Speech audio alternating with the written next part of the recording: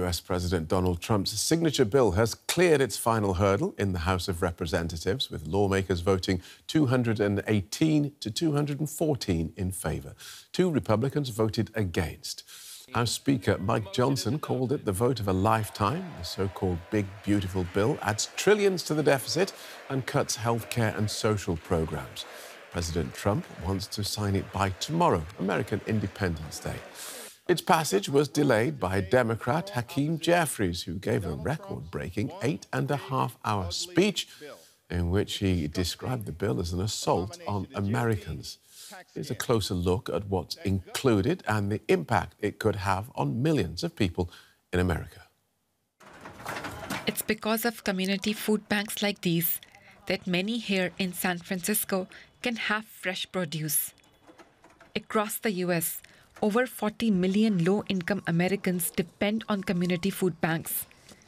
Among the bill's proposals, significantly trimming the Subsidized Supplemental Nutrition Assistance Program, or SNAP.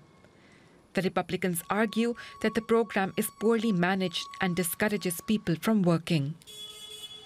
We project that there will be about 25,000 more households just in San Francisco Marin that are at imminent risk of losing SNAP benefits as a direct result of this bill. And that doesn't account for any additional Medicaid cuts. So we're extremely concerned about the impacts of this legislation. We're extremely concerned about the participants in our community who are already struggling to make ends meet and how much harder it's going to be because of this bill. Another provision, extending tax cuts from Trump's first term, which primarily benefited high earners, and adding new tax breaks for tips and overtime, plus more spending on immigration enforcement and military. The plan would be paid for in part by cutting health and food assistance. It would also phase out tax incentives for green energy. What type of party would bring a bill to the House floor that rips away Medicaid from those in need? What kind of party would bring a bill to the House floor that literally robs food from the mouths of children, veterans, and seniors? And all of this is being done to provide massive tax breaks to their billionaire donors. But it's not only the social impact that has some critics worried. The Congressional Budget Office expects the U.S. to run an average annual budget deficit of 5.8% of GDP over the next decade.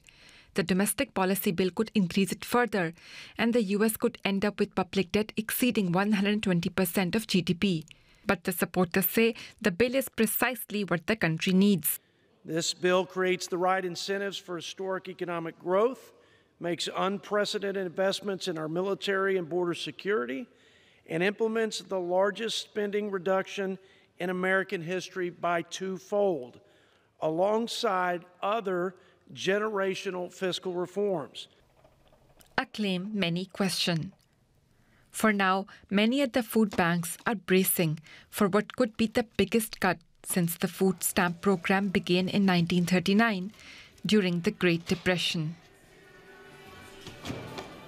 Straight to Washington then, where we find our correspondent Benjamin Alvarez-Gruber. Welcome, Ben.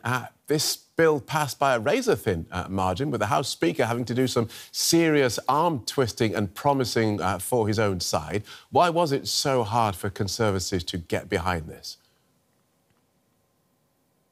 That's right, a razor-thin margin, but not only in the House of Representatives, what we saw, but also in the Senate, if we look back on what happened on Tuesday, where it only passed narrowly after this 50-50 vote and Vice President J.D. Vance casting the tie-breaking vote after more than 24 hours of intense debate. It then had it to the House, where it faced even more opposition from the Democrats and also from some Republicans. House Republicans even faced opposition clearing a procedural vote that happened before the debate actually took place and wanting to advance this bill. GOP leaders had to hold the vote open, try to flip some of those no votes. So a lot of talks behind the scenes, including from a group of Republicans that met President Trump in the White House earlier today. But at the end, they managed to pass it with all the Democrats opposing that and only 2 Republican House members voting against it. So how much of a win is this for Donald Trump?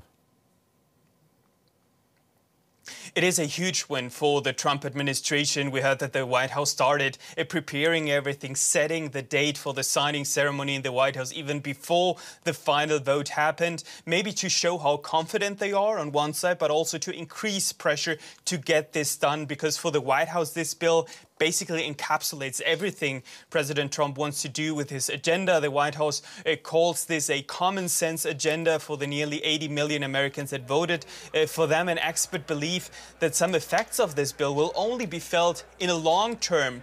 So that makes it kind of harder on one side to predict what might happen. So it is a huge win for the White House now, but it could actually be a problem for the Republicans ahead of next year's primary if the constituents of those Republican lawmakers start feeling the negative impact that especially the Democrats have been warning from this bill.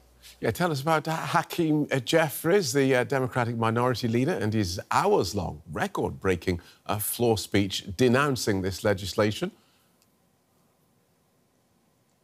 That's right, record-long speech. He broke this record from Kevin McCarthy, 2021. Democratic Minority Leader Jeffries, he wanted this. On one side, he said to ensure that the people in this country fully understand how damaging this bill will be for the quality of life.